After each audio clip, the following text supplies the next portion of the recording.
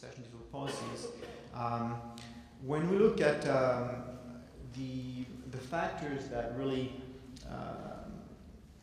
help the deployment of solar energy and sustainable energy worldwide, we've seen that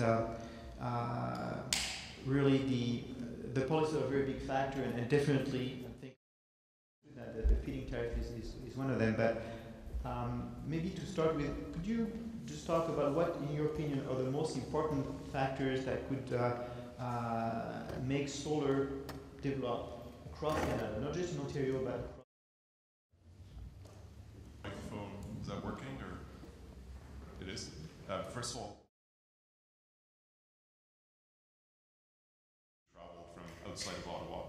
I think the former federal cabinet minister once said that Ottawa was 100 square miles surrounded by reality. So I just want to thank you for coming and hopefully bringing some of that reality to Ottawa. Hopefully it will bring some sun. I think we're expecting some natural solar power on the weekends. That would be nice as well.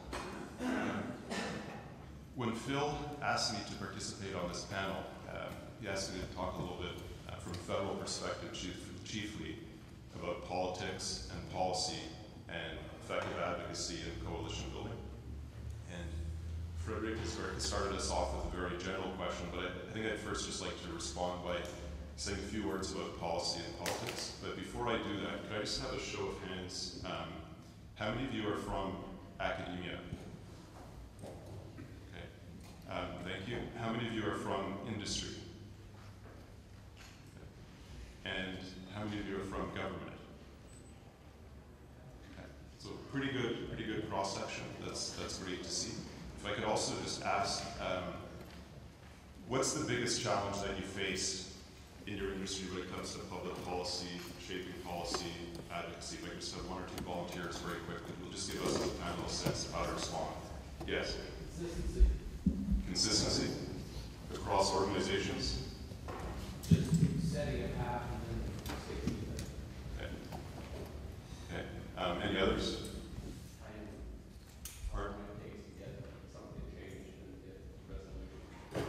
So those are obviously very key challenges that any organization or any industry faces, whether it's solar power or others. Just very quickly, on politics and policy, we tend to distinguish between the two.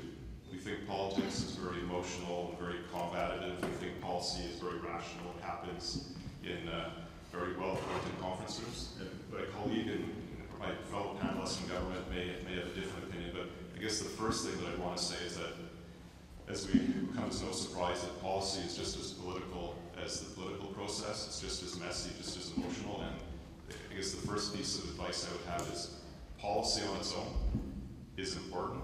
It's almost never enough to get something done.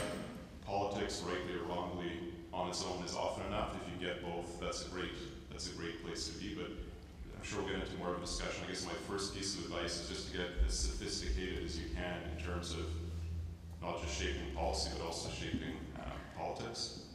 And I don't want to make a big speech here. I thought we had time for short remarks, but just before I turn it over to my next fellow panelist, first piece of advice I would have, and it's going to sound very obvious, so don't fall out of your chairs. It doesn't mean that it's not true or effective, but spend the time up front to figure out what you want. You'd be surprised how many organizations go in and meet with government and they're not very clear about what they want.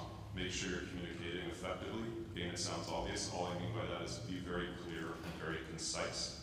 Avoid technical jargon wherever you can, unless you're dealing with somebody who's very technical, but most of the people that you're going to want to meet with are not going to be technical.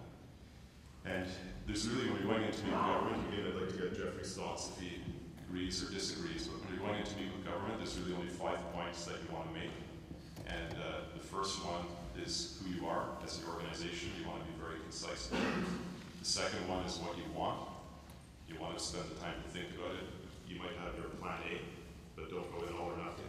Have a backup plan B, because often organizations go in, they're looking for something, it's an all or nothing proposition, and they end up missing out. Third, sounds obvious, but make sure what you're advocating for, asking for, fits into the government's agenda. So study the platform, study the budget, study major policy speeches, use the right language. 4, explain what you're asking for, how it's good for Canada or a province or region, and number 5, and again, this is going to sound very obvious, but explain who else supports you. So Frederic, I don't know if I answered your question, but I just tried to pass on a few tips based on my experience. Jeffrey. Yeah, thanks. I'm going very low tech today, so I hope that's okay. I don't have any slides, but just want to I'll keep it brief. Talked a little bit about politics and policy. Just want to say a few more things. You can influence, by the way, can you hear me okay? Okay. You can influence public policy, as you know, at any time, but there are a few key windows when you have more of an opportunity. And again, I'm interested to get your thoughts as well. One is obviously when parties are developing their election platforms. We've just missed that opportunity in Canada, but as you're all very, very aware, we have an election coming up in the province in October. The work has already started. The advocacy work of your organizations have already started. Issues that are very important to you are obviously going to play an important role in that election. As stakeholders, you have at least a couple of choices. One is, as you're already doing, to advocate very publicly on behalf of the FIT program. The other one is to reach out, as Jeffrey said, it's important not to just reach out to ministers or most senior people. It's also not important, it's also essential not just to work with government, but also to reach out to opposition. So you may want to reach out to the opposition as well. The leader of the Conservative Party stated a very clear position, but who knows what his plan B is. Maybe there's an opportunity to influence plan B, which may not be as positive for your industry as the FIT program, but may be better than having no policy. The other opportunity to influence, the other big window to influence public policy is, of course, during the budget consultation process. We miss that window federally, but time goes by very quickly. It's going to be fall before we know it. That's another opportunity, especially if you're looking for tax treatment or incentives or research funding. The third one, which we're all very aware of, doesn't depend on any political cycle, but depends on issues and crises. Could be an environmental incident that raises your issues to the forefront. Could be a consumer issue, as we're seeing with gas prices. It's unlikely that's going to result in major policy changes, but it is a window to put your issues on the table. The other types of issues or crises, of course, are economic, as we saw in the last few years with economic stimulus funding. So those are just a few things to think about. I'd like to talk briefly about the economic and the political context in which we find ourselves generally, federally, and of course in which your industries find yourselves. This will come as no surprise to those of you who are working in this space, whether in industry or academia or government, but there's a very clear correlation between how people feel about the economy and not necessarily how they feel about the environment, but how much they're willing to pay to protect the environment. And even though Canada is doing much better than most other countries around the world economically, the economic state of the recovery of jobs is still of top concern. As a result, environmental issues, unfortunately, are not as high on the priority list when it comes to public concern. Politically, at the federal level, we have a government that achieved a majority on very clearly what was an economic platform, a promise to manage the economy, have a steady hand, keep taxes low, protect jobs, protect the recovery. It's very clear that they're looking at everything through an economic prism. It's not that environment's unimportant, but just everything's economic. So obviously the takeaway is when you are doing public advocacy, you need to make sure that you're using economic language and looking at it through that lens. Because it's a majority government, it presents an interesting opportunity for policy people. For the first time in a few years, the government can actually take a longer-term view of public policy that goes beyond being prepared for and being prepared to win the next election. So even though, as I mentioned, environmental issues are not as top of priority federally as they were, you have an opportunity to lay some good groundwork for the future. A few other things. It's been said that in a majority government, true opposition comes from the provinces. So the provinces are even more important in terms of leveraging their support. You have a larger caucus, so MPs become even more important. One of the biggest mistakes that organizations make when they go to Ottawa is they go meet, as you said, with maybe the minister or the chief of staff, and they haven't met with their MP. Doesn't usually work as well. So just make sure you're meeting with your local MP first. They can provide a lot of advice. They can provide a lot of support. There might also be an interesting opportunity internationally. we saw with the appointment of John Baird that foreign affairs is going to be very important for this Prime Minister. And interestingly enough, with 4 years, Prime Minister Harper's stature is going to go up among his international counterparts. There may be an opportunity in a supportive way to build, if not international pressure, maybe some sort of international consensus around environment. There might be an interesting role for Canada to play. So that's something else to think about as well. I just want to give you a few as pragmatic tips as possible. I went through one in my, or one or two in my introductory remarks, just on effective advocacy and coalition building. Talked about figuring out what we want, communicating effectively. Another point which supports what Jeffrey was saying is that recognize that it's going to require a huge investment, not of money, but of time. I think we all think that if we're clear and concise and good people, we have a good policy proposal, we can go in and have a couple of meetings and people are going to get it. We all know that the federal government is complicated. It doesn't only mean you have to go in and meet with the same people over and over again, but you've got to be very, very broad in who you meet with. The other important thing, which hopefully is useful here, is that make sure you're communicating really well and extensively and concisely outside of government. So 5 years of minority governments has made governments very, very conscious of ensuring that there's a broad coalition of support. So make sure you're doing media interviews, using social media, using your website, sending letters in your newsletters, communicating as much as you can outside. Because when you go into government, they're going to want to know that. In terms of coalition building, in our industry we have something called a stakeholder map. It sounds very fancy, but all it is really is just identifying who your key stakeholders are, what they want, what they fear, where your common interest is, what you should be saying to them. I find it's very useful to think about two tiers, or an inner circle and outer circle. So the inner circle are those who have a vested interest in what you're trying to do, whether it's their employees or suppliers or others. Your second tier might be friendly reporters, it might be traditional oil and gas companies that have solar power industries, someone who has an interest in it, who's also important. And then the last piece of advice that I'd have, and again, I covered myself up front by saying it's all very obvious, but go out of your way to give credit and profile and say thank you to government. The political side appreciates this even more, but even on the civil service, a nice letter doesn't hurt.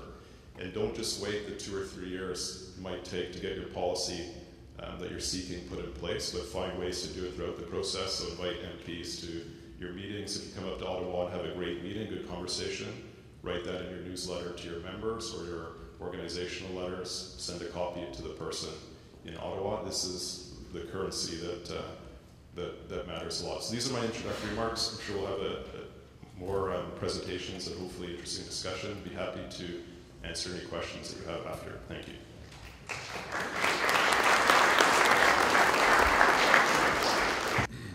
Well, let me start by saying that I'm not an expert in PV or even energy for that matter. So my comments are coming from someone who works in the civil service looking at how do we integrate across science and policy, because these are two different cultures that have very different time frames, different languages, and it's always a challenge to try to bring those two, to bridge those two cultures. I'm going to be able to breeze through this pretty quickly because Daniel's already hit most of my points. So let me just start by this joke you may have seen in other contexts. I like to use it because it helps reinforce the idea that we are talking about two very different cultures, the technical side and the policy side. And when I talk policy, I'm talking much more about the policy rather than the political level that I think Daniel is much more familiar with. Partly because I'm in the civil service, we're not supposed to really address the political level as much. But anyway, you've probably seen something like this before, where the balloonist is looking for directions.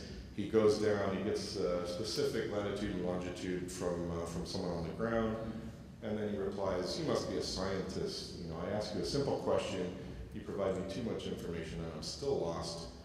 To which he responds, "Well, you must be a policy analyst because you come out of nowhere with your questions. I give you the most accurate and precise answer that I can. You're still lost, and you blame me." It really speaks to to the divide between the two cultures in the way they approach the world. And so what we try to do in my shop, where I support the Chief Scientist of Natural Resources Canada, is to bridge those two. Basically, just so we're clear, but when I use the word science, I'm meaning it very broadly in terms of the technical side. Again, policy very inclusively in terms of regulations, standards, codes, policies, programs. And integration we use deliberately because we want to get that greater degree of integration rather than just referring to it as the science policy interface, which still suggests that there's a bit of a wall between the two. As I've already said, there's a number of differences between the two cultures. The consistency issue has come up. That speaks also to the tenure issue where, scientists tend to be focused, for most of their careers in their areas, and they complain that the policy analysts, rotate every 30 months or so. And there's a lot of truth to that. So it's again, going back to Daniel's point, it's an ongoing re-education, basically, of those key players in the policy realm, because they are constantly turning over. They tend to be generalists. Both sides have their jargons, so we have to speak to each other in plain language. Again, that's all pretty obvious stuff. And again, the responsibility does fall on both sides. What I often hear, from my policy colleagues are, well, if the technical side could just give us, 3 bullet points and learn how to communicate in that way, we'd be fine. And of course, the science side says, if I only knew who to talk to and if they knew anything about what I'm doing, we'd be fine. But really, the onus is on both sides to bridge the gap. Again, going back to what Daniel said, it's not an issue of science just getting in to see the decision maker and then voila, we have evidence-based policy coming out of that. If for no other reason, science doesn't usually speak with one voice, right? The technical side has multiple views that are coming into the decision maker. And the idea that it's evidence-based decision making is obviously the goal. But from the decision maker's point of view, it's not just science or the technical side that he or she has to consider, but obviously all these other considerations, political, economic, potentially international relations, depending on the issue. So the decision maker has a lot of things to consider, and of course, it's more complicated than that, even because there's rarely one decision maker. Again, as Daniel said, there's usually multiple decision makers, and they're coming at it with different lenses. And so, it's not like you have a checklist as a decision maker and you're going to go down and make sure that the scientific or technical side is checked off. What the technical side needs to do is target those decision makers who will bring that scientific or technical lens to the decision. So what I like to stress is that it's much more effective to think of the decision-making process around issues, because the government is driven by issues. And it also then, this model sort of emphasizes that science is not necessarily an explicit consideration in decision-making. And so what your community then would need to do is look to how can we affect that prism that the decision makers will use. What are the ideas that we can bring to solve the issues that the decision makers are grappling with? What are the interests? Again, Daniel spoke to understanding that stakeholder map. And then also the instruments. So, again, I'm not an expert, but this morning I heard a lot of different instruments being talked about, whether it's tax-based or regulations or standards. Maybe you're looking for more funding for R&D programs. Maybe it's more, you've got a proof of concept, but you don't have the funding for demonstrating at a pilot scale. So be specific about what you're asking for and understand which instruments you're interested in pursuing. Just a couple more slides. Just as the scientific side or the technical side needs to understand the decision-making process, we also try to make the point to our policy colleagues that they need to at least understand a little bit about the scientific side. This is a very simplistic model of the scientific method, and any researcher would know that that's way, way too simplistic. The problem, of course, is that particularly at the political level, the decision makers may often have this sort of 8th grade science view of how science works. And to that extent, they may believe that they can ask the scientist or the technical side a question and in short order get the answer. Of course, the science side understands that it's a much more complex process. There's a lot of feedback loops. So again, both sides need to come part way to understand each other's worlds and what they can offer. So the other main point, I guess, is that too often we see it as separate streams. There's a policy stream, there's a technical stream, and then they only come together when there's a decision point. And the idea, again, is that at that decision point, the policy stream goes to the science or technical side and says, what's the answer? What we're trying to encourage is that, and I think Daniel has said this as well, is that it's an ongoing process. You want to have early and ongoing interactions, and again, across the whole chain of command, because the decision makers are influenced by those who brief them as well. Maybe I have too high a view of the role of the civil service, but hopefully our advice does make some difference. And so you want to make sure that the guy who's maybe 25 years old and just out of a poli-sci degree, who has no understanding of your technical issues, that he's the one who's going to be writing a briefing note for the minister for the meeting that you're going to have with the minister. So you want to make sure that your messages are clear and concise and that they're in that briefing note. Let's get that. So that's basically what I wanted to say, and be happy to take questions.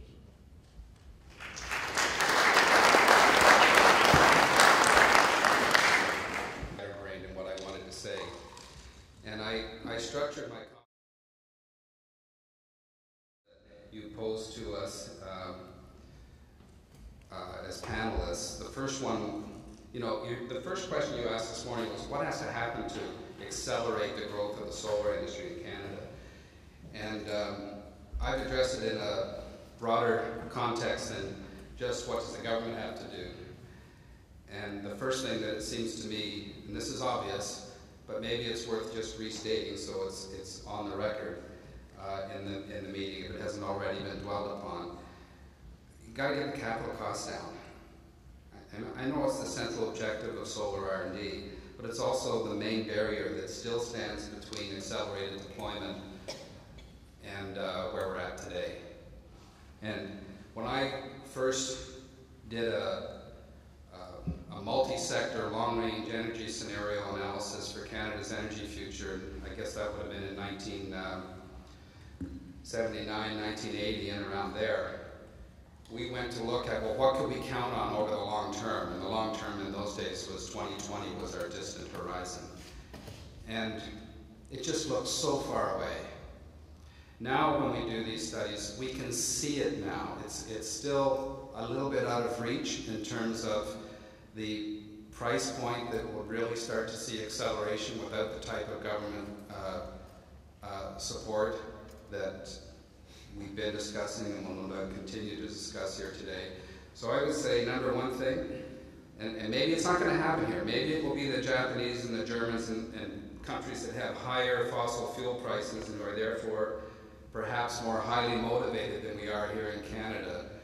But there is still an intensive R&D effort required to bring that cost down. And there's a downside to being an energy superpower when it comes to R&D on the new sources. And Canada's federal and government spending in general on R&D, this is not the time to be letting that slack off if we're going to be there for the next, sort of post-fossil fuel round of development. Secondly, this is related.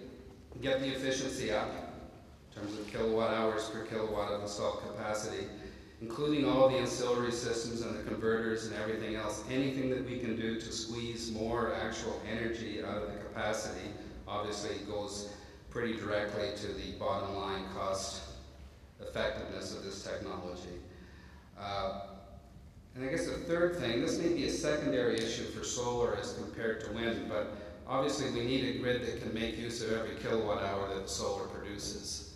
So there's new grid issues and there's storage and interconnectivity issues that come up. And again, that agenda seems to be being set right now by wind power, but solar needs to make sure that it carves out its place in this emerging new grid so that it can be properly integrated as the production numbers rise to the point where you start to run the risk of not being able to use all the kilowatt hours.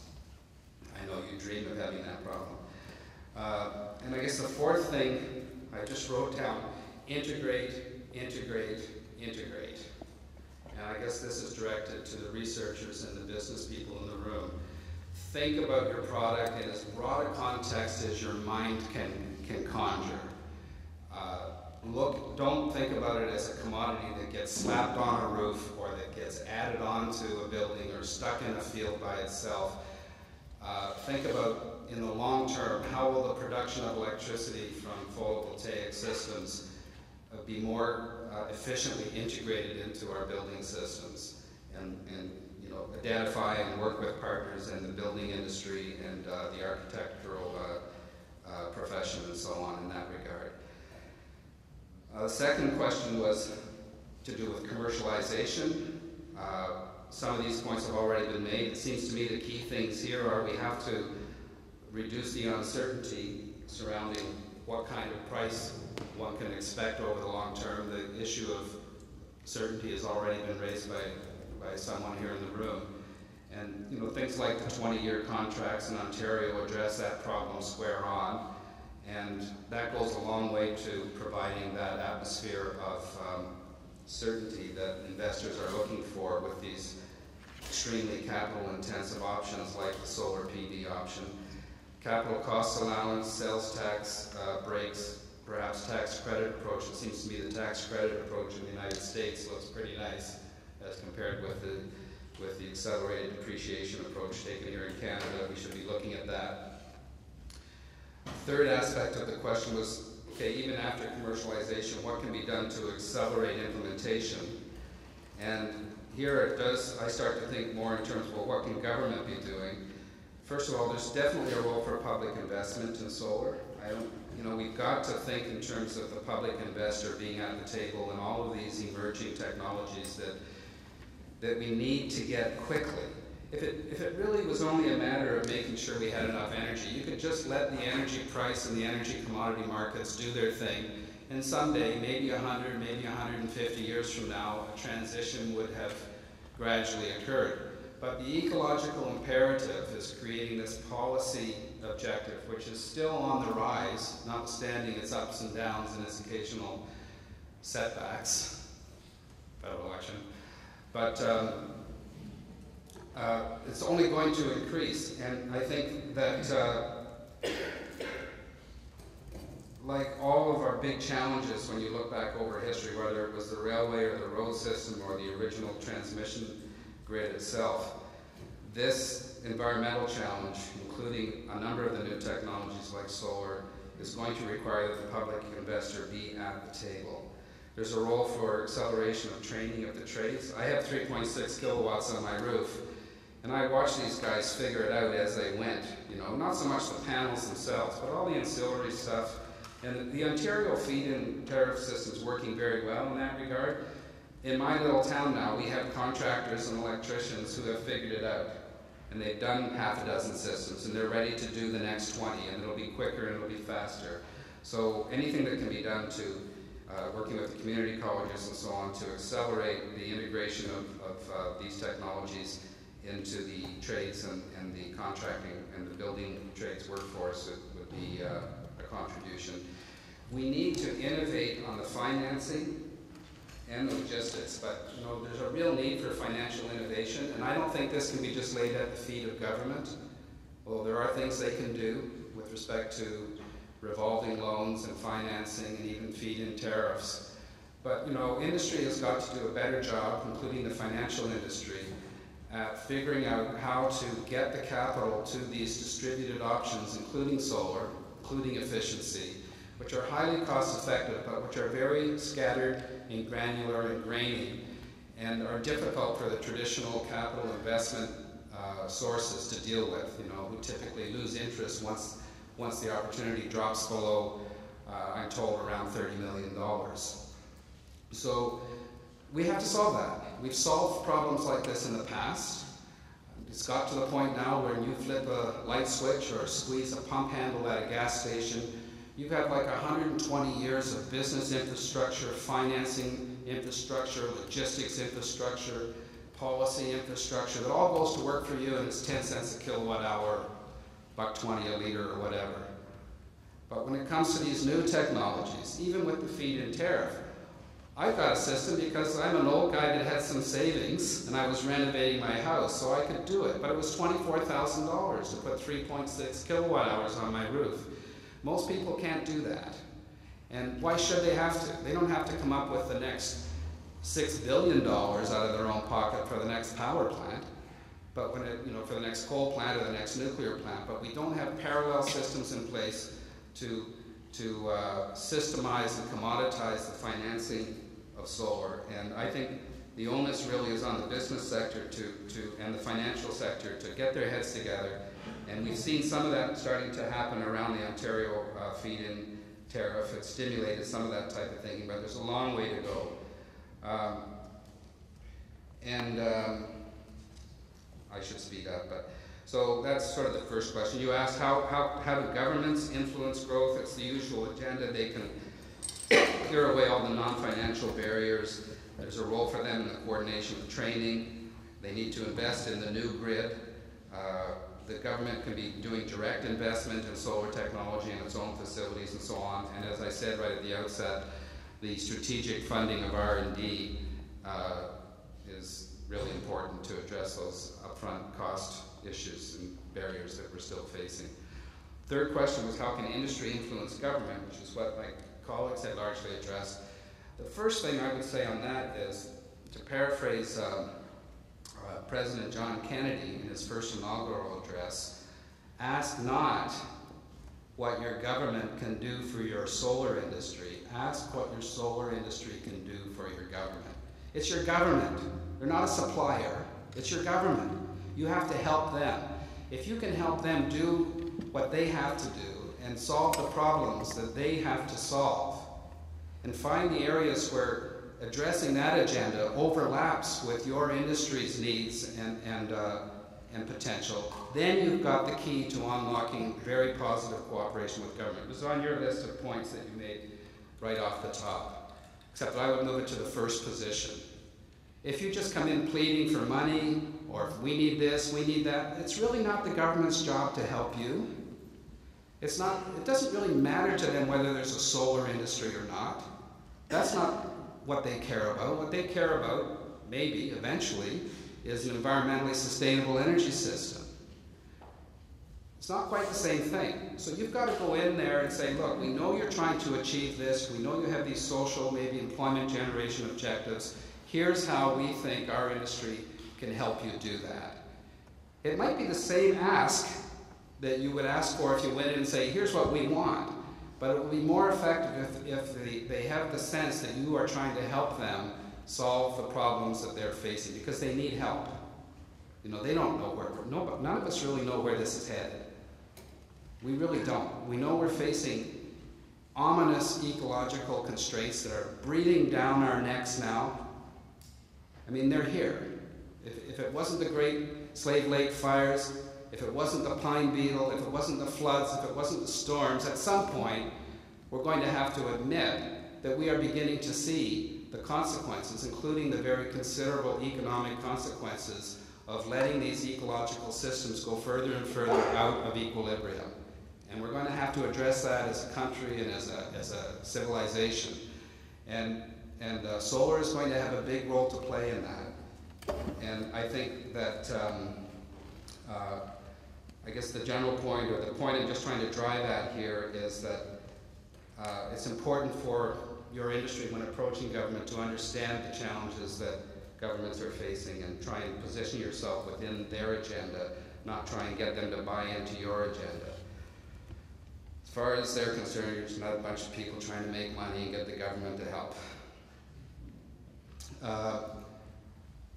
I think also it's important, and this goes back to Peter Drucker, who famously wrote, "There's no demand for any commodity." Amory Lovins brilliantly applied this to energy when he said, there is no demand for electricity. Now think about it. You want a kilowatt hour? I don't think so. It hurts.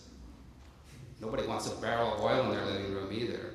It's the underlying services that really drive what eventually becomes the market for energy commodities like fuels and electricity. It sounds like an academic point, but it was a failure to see that resulted in the first round of solar industry investments after the oil price shocks of the 1970s to go so badly wrong. We had synthetic liquid fuel plants that rusted away eventually. We had windmills that rusted away. We had solar initiatives. We had solar furnaces. We had solar steam generated. We had all kinds of crazy ideas that were based on the singular and mistaken hypothesis that if oil goes up to 80 or 90 or $100 a barrel, then this stuff will be competitive. They didn't analyze the dynamics of the market. They didn't see that as oil went into that price range, the whole structure of the demand for energy commodities would change. And that's what ended up being the dominant response to the oil price increases. It's what happened on the demand side. And none of the commodity suppliers, whether you're talking about the solar industry or the nuclear industry or any of the alternative fuels industry, saw it coming. And so we had power plants that got half built before we found out we didn't need them. We had mega projects all over the world where assets became stranded because people were not paying attention to the fundamental dynamics of their own marketplace. They thought they were selling electricity. They thought they were competing with oil, when in fact they were in an industry that was providing warm spaces or workspaces or mobility or access, and there was big shifts going on in the relative contribution of information and design compared to commodities and how those things got provided that undercut the economic case for all of the alternatives. You've got to pay attention to your market in a really fundamental way. I don't care if you're selling Venetian blinds or electricity. You really have to think about where does the demand for this really come from? And that way you'll see competition and potential partnerships that you won't even see if you lose sight of that fundamental. So those, I'm sorry if I went over my time, I'm bad with time, but those are the responses to the questions that you sent us. Thanks. Thank you very much. So, thank you.